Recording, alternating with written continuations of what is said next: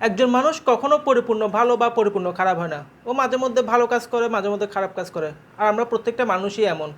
একজন ব্যক্তিকে আপনি ভালো কাজ করতে দেখছেন, বিভিন্ন মানুষকে সহযোগিতা করতেছে, সাহায্য করতেছে, তার মানে এই না যে ও কারো ধর্ষণ করতে পারে না বা কোনো হত্যাকাণ্ডের মধ্যে জড়িত থাকতে পারে না।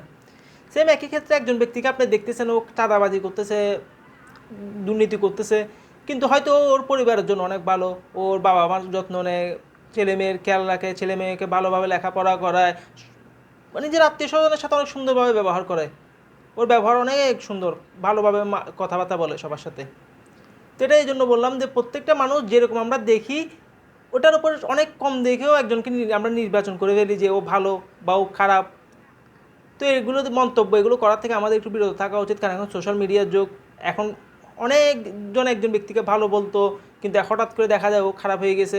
আবার অনেকে একজন ব্যক্তিকে খারাপ জানতো, দেখা যায় ওর অনেক ভালো ভালো কিছু দিক উঠে উঠে যায়। তা আমরা অযথা না জানে কোনো কিছু নিয়ে একজনকে কম জেনে কম বুঝে কোনো কিছু নিয়ে বা কোনো ব্যক্তিকে নিয়ে মতামত না করাটাই ভালো।